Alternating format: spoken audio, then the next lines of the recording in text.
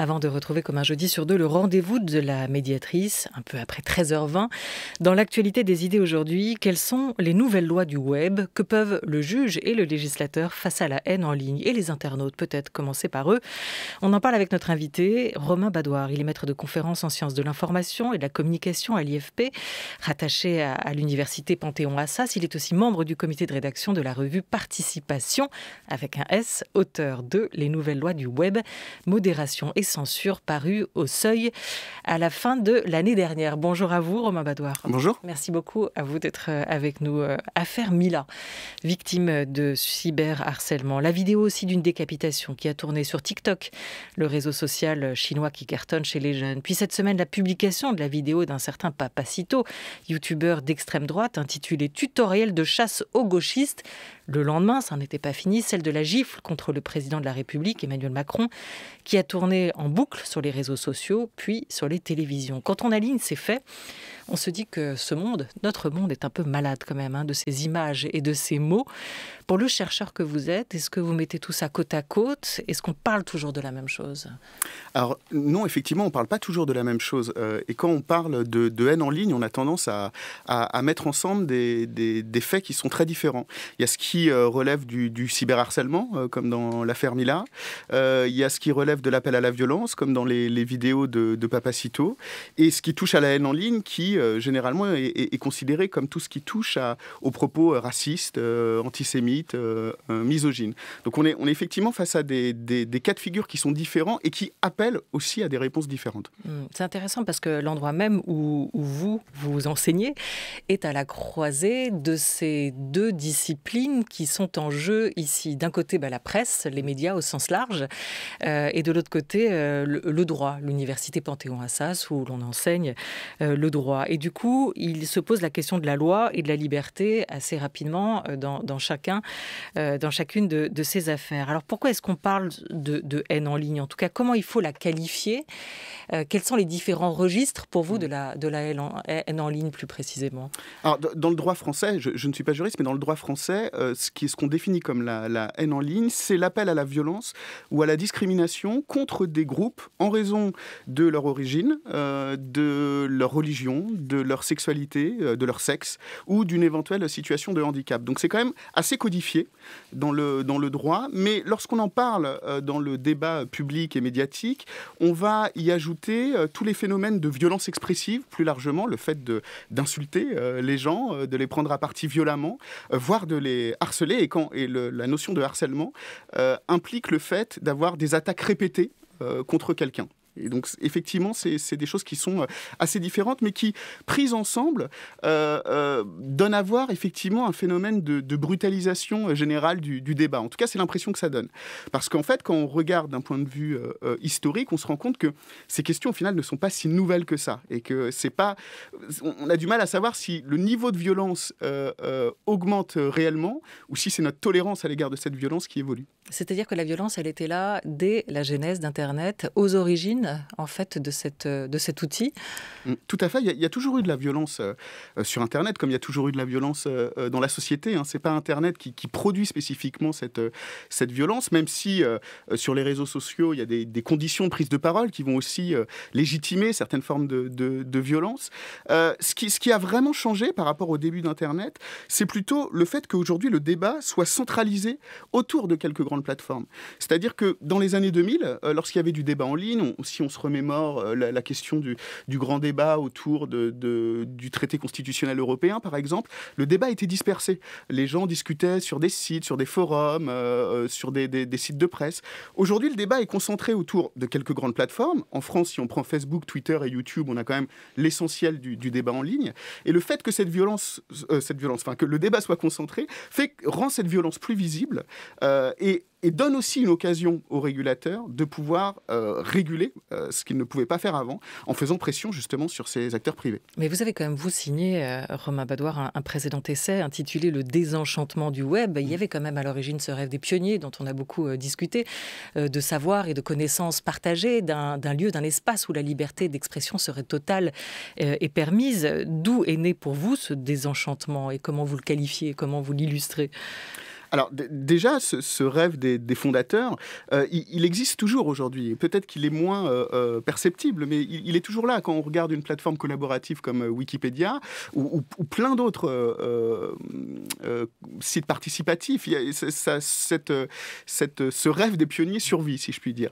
Là, je pense encore que c'est une question de centralisation autour des grandes plateformes qui donnent plus de visibilité à ces propos violents et qui aussi entraîne un phénomène de moindre tolérance par rapport à cette violence. C'est-à-dire que dans les débuts du web grand public, qui est sur le web ? On est sur des gens qui ont plutôt un haut niveau d'éducation, qui font partie des classes supérieures majoritairement, qui manient peut-être l'ironie, etc. Et la démocratisation du web et d'Internet va faire que sur ces plateformes, on va avoir des registres d'expression très différents qui vont cohabiter, et aussi une culture de débat qui est propre au web, dans laquelle on va avoir plus tendance à accepter la violence, c'est-à-dire que cette violence ne va pas forcément être un frein au débat. Et puis, il y a aussi autre chose, c'est-à-dire que le niveau de violence dans la société progresse au-delà d'Internet, et que quelque part, Internet et les réseaux sociaux jouent aussi un rôle de révélateur par rapport à cette violence qui existe dans la société. Voilà, donc il y a quand même aussi une démultiplication des espaces avec l'arrivée des plateformes et des réseaux sociaux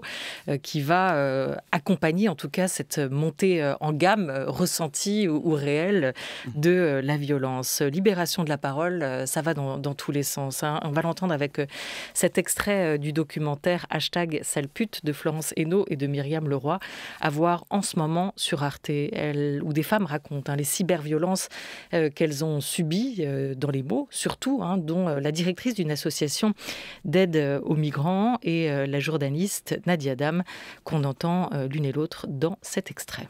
Tant que tu t'es pas fait violer, ça compte pas. Tania est une putain et une ordure. Tu sais de quoi j'ai envie ? J'ai envie de te découper le ventre avec un couteau, de t'ouvrir l'abdomen et de sortir tes intestins. Ensuite, je te violerai et te tabasserai. Je souris quant à ta lapidation en place publique quand ils auront pris le pouvoir. Tu l'ouvriras moins grand, ta gueule, une fois que t'auras ma bite dedans. J'ai reçu 360 menaces de mort et de viol en l'espace de 2 heures sur un site de la fachosphère. Puis j'étais quand même pas mal habituée à recevoir de la haine. Mais là, ce qui m'a choquée, c'est que c'était pas des personnes, genre le client habituel de la menace de mort, qui est très identifié, où son profil Internet, Twitter va être très identifié, ultranationaliste, où tu vois que le type passe la journée à faire ça pour intimider. Là, les 360, c'était Monsieur Tout-le-Monde, et même Madame Tout-le-Monde. Ça pouvait être n'importe qui, ça pouvait être mon père. Moi, je les ai vus, mes harceleurs, c'est pas des débiles légers, c'est pas des puceaux, et de toute façon, je me fous de leur sexualité. Il faut vraiment qu'on arrête d'avoir ce discours-là qui les dédouane en plus de beaucoup de choses, de dire que ce sont des gosses, que ça va leur passer. Ce qu'ils veulent, c'est te faire du mal, c'est te dire, parce qu'ils le pensent profondément, que t'es la dernière des merdes, que t'es une pute, que tu ne mérites pas d'exister. Voilà, avec les témoignages de Nadia Dam et de Alice Barbe, ces messages qui sont d'une violence, des messages qui salissent, des messages qui vous prennent à la gorge quand on les entend. J'aurais dû d'ailleurs signaler pour les oreilles sensibles ou plus jeunes ce qui allait arriver, mais c'est vrai que c'est quand même, dans ce documentaire, on a un concentré de ce que ces femmes ont entendu, lu à leur sujet. Et il est aussi raconté que plus de 70% aujourd'hui des femmes subissent ce type de cyber-harcèlement à un moment ou un autre, quand elles sont présentes sur les réseaux. Qu'est-ce que ça nous dit pour vous aussi, Romain Badoir, aujourd'hui, de cette montée de la violence et de la difficulté à la contrer, notamment quand elle est principalement à l'autoréguler ou à la réguler, quand elle passe principalement par des mots? Comment modérer des mots ? Alors c'est très compliqué, effectivement. Par rapport au témoignage et à ce qu'on disait un petit peu auparavant, il y a aussi quelque chose qui a évolué. Là, les deux témoins sont, vous me disiez, une militante pour les droits des migrants, je crois. D'une association d'aide aux migrants. Et Nadia Dam, qui avait été prise à partie après avoir défendu des militants féministes. L'une des témoins parle de fachosphère. Il y a aussi ce phénomène qui est important, c'est-à-dire l'expansion d'une blogosphère d'extrême droite, très puissante sur les réseaux sociaux, qui va utiliser la violence en ligne comme un moyen de parvenir à leur fin politique, c'est-à-dire intimider des opposants, intimider des gens qui ne pensent pas comme eux, pour chercher à les faire taire. C'est-à-dire que ça, c'est vraiment la chose la plus efficace sur les réseaux sociaux. Si on veut donner le maximum de visibilité aux arguments qu'on défend, on va intimider le camp d'en face pour leur passer l'envie de prendre la parole. Donc c'est du politique qui passe par l'intime. Exactement, c'est exactement ça. C'est du politique qui passe par l'intime. Après, par rapport à votre question liée à la question de comment on modère tout ça, effectivement, c'est compliqué. Les plateformes ont recours à différentes méthodes. Il y a à la fois le signalement, c'est-à-dire quand les internautes vont d'eux-mêmes désigner un contenu comme contrevenant aux politiques des plateformes, aux standards de publication, ou comme des propos étant illégaux. Et en bout de ligne, il y a un modérateur professionnel qui va choisir si oui ou non le contenu a le droit de rester sur la plateforme. Et puis, étant donné ce niveau de contenu qui sont publiés tous les jours, les plateformes ont de plus en plus recours à des formes de détection automatique. Donc, en utilisant des outils d'intelligence artificielle qui vont repérer des mots interdits ou des mots sensibles ou des images interdites pour chercher justement à les filtrer. Ce qui peut être très efficace d'un certain point de vue, ce qui peut être aussi assez problématique en termes de liberté d'expression d'un autre, puisque certes, il y a des mots qui sont insultants, mais ce qui fait le caractère haineux d'un mot, c'est plutôt son contexte, le contexte dans lequel il est proféré. Et ça, les algorithmes ont du mal à prendre en considération ce contexte. À évaluer le contexte et l'intention, peut-être aussi. Quand est-ce qu'émergent et commencent à réellement changer ces lois du web ? Alors, il s'est passé plusieurs choses dans les années 2010 qui ont contribué justement à cette forme de désenchantement du web. Il y a eu d'abord l'affaire Snowden, où on a mis en évidence la commercialisation des données personnelles, toutes les controverses autour des fake news, des fausses informations, la haine en ligne, la montée de la fachosphère, etc. Et donc face à ces problèmes... Il faut des chocs, il faut des scandales, il faut des fuites exactement. À un moment pour que réaction il y ait. Exactement, parce que depuis le début des années 2000, les régulateurs cherchent à influencer les plateformes pour les pousser à réguler davantage. Là, il a fallu quelques grandes affaires pour qu'aux États-Unis, d'abord, les patrons de Facebook, Twitter, Google soient auditionnés par le Sénat américain, et pour qu'en Europe, des nouvelles lois soient votées, en Allemagne avec la NetzDG, qui est la loi de régulation des réseaux sociaux, en France avec la loi sur les manipulations de l'information, ou la loi Avia l'année dernière, qui a été retoquée, mais dont certains aspects reviennent dans le cadre de la loi sur le séparatisme aujourd'hui. Et donc, on voit que, quelque part, les régulateurs tapent du poing sur la table en disant, en exigeant un certain nombre de nouveaux comportements vertueux de la part des plateformes. Et ce qui est surprenant, contrairement à l'idée reçue que les plateformes sont plus fortes que les États. Et qu'elles ne font rien.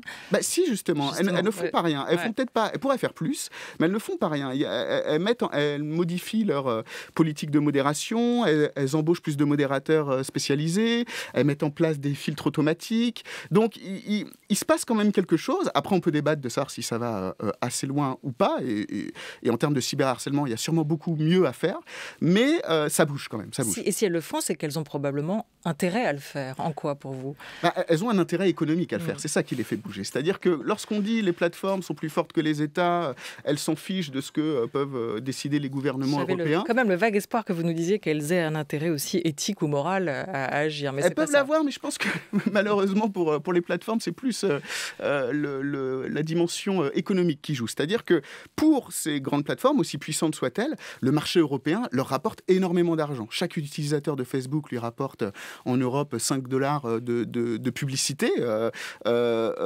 Donc elles n'ont aucun intérêt à se couper de ce marché européen. Et puis par ailleurs, les différents scandales dont on parlait entachent leur image de marque, leur image commerciale. Et donc, pour pouvoir bénéficier d'un accès total au marché européen comme elles le souhaitent, elles ont tout intérêt à accepter des formes de régulation. Mais c'est vrai que vous revenez aussi d'ailleurs dans vos 2 livres, sur la place de la publicité, l'importance de la publicité dans le fonctionnement d'Internet et du web. Elles ont un intérêt économique, elles ont aussi un intérêt politique, parce qu'il y a quand même prise de conscience et volonté de la part de ces plateformes d'être des acteurs de la vie collective, d'être des acteurs politiques aujourd'hui dans ce monde. Vous avez évoqué les modérateurs. On va écouter le témoignage d'un modérateur Facebook, extrait du documentaire Les nettoyeurs du web, une série de web documentaires invisible, c'est son titre, à voir sur France TV /. Alors là encore, les mots sont durs, préparez vos oreilles.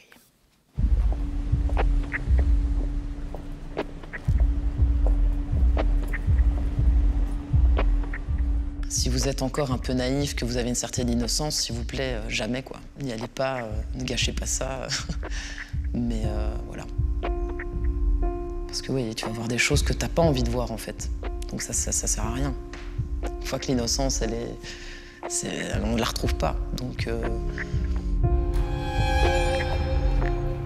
le contenu par rapport qu'une personne effectue à Facebook, ça dépend de son rythme, ça dépend aussi de combien de temps elle est là dans la compagnie. Mais je dirais d'une personne à l'autre, ça doit osciller entre 300 et 600 reviews par jour.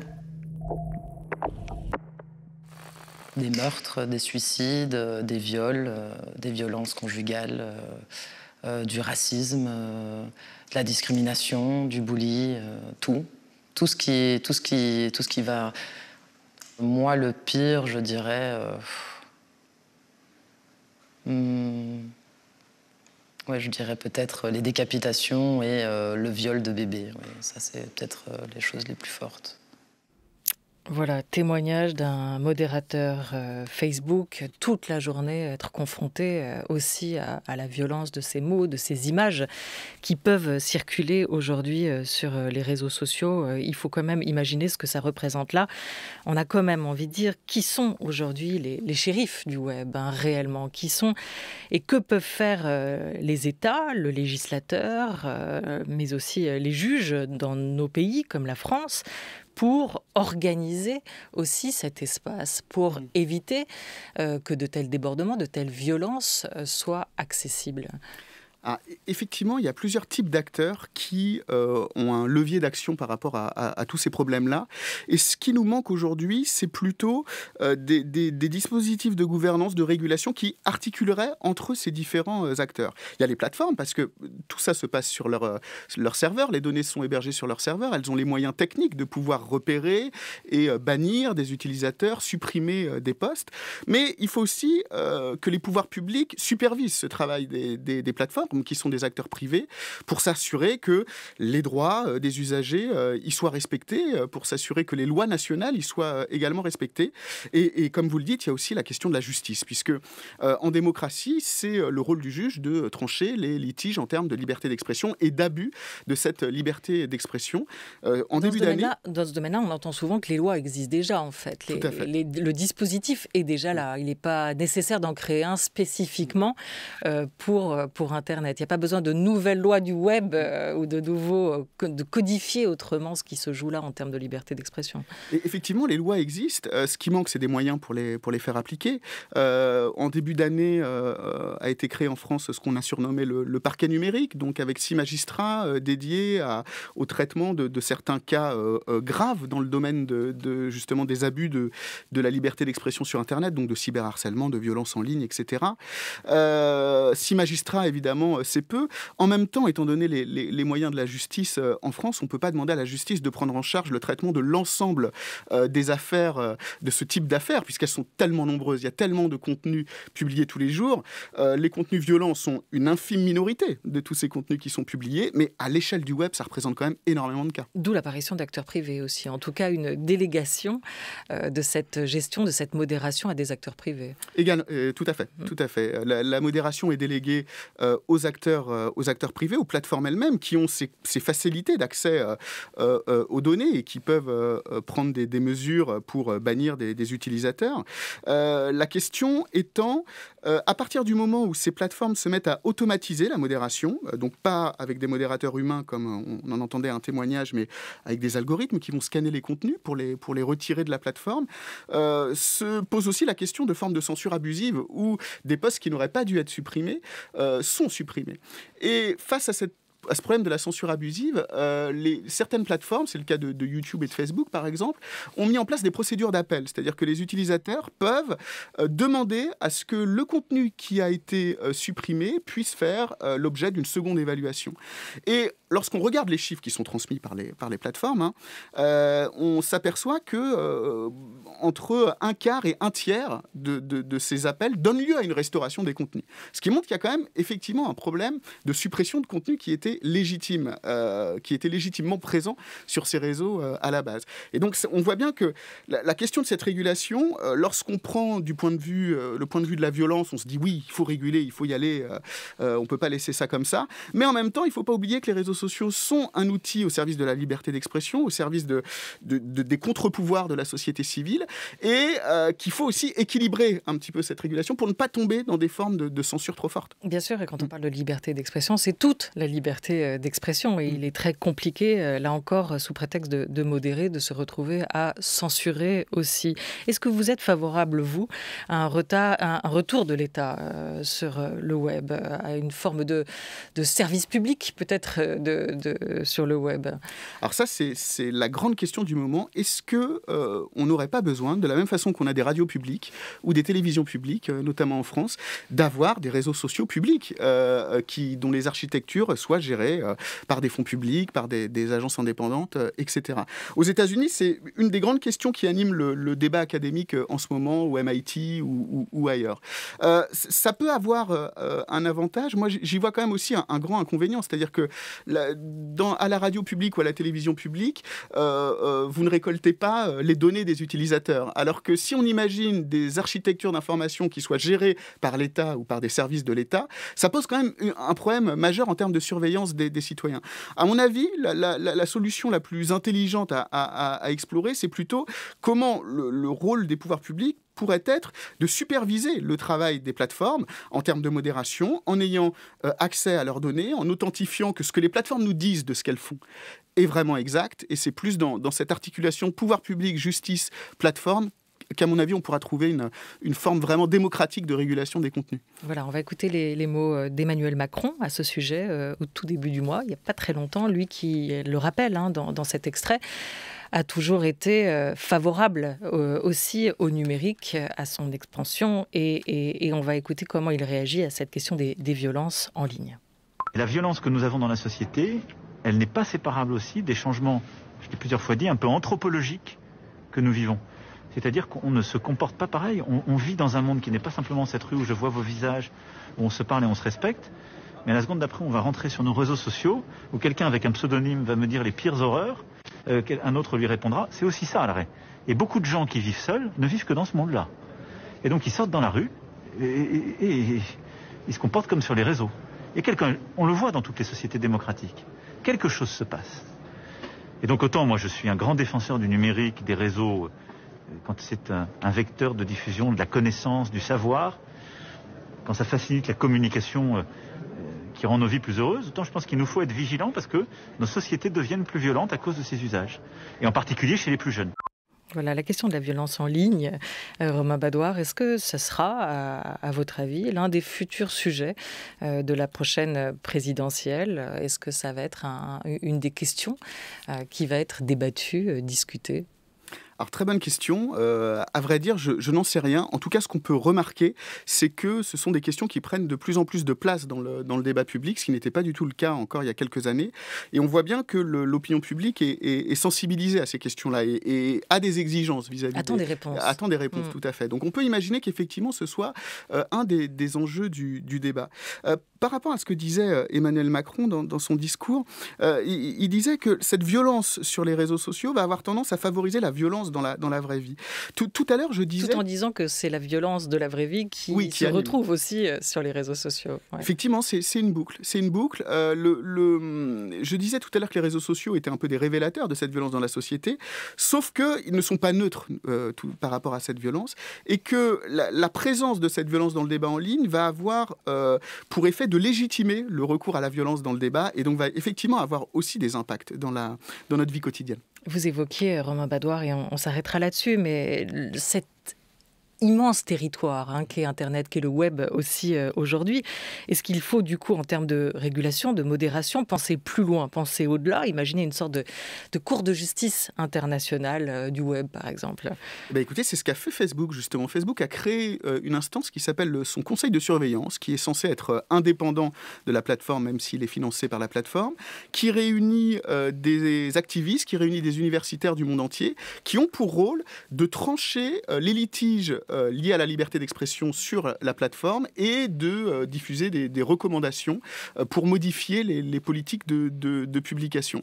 Alors, c'est quelque chose qui est assez intéressant, mais ça ne devrait pas être à Facebook de créer ce type d'instance. Ni de codifier, finalement, de créer cet ordre international. Effectivement, on a des instances comme l'Union internationale des télécommunications qui, dans le domaine de la gouvernance des ressources techniques d'Internet, a su créer justement des arènes pour réunir les différents acteurs concernés. Ça n'existe pas aujourd'hui en termes de régulation des contenus et ça reste à inventer.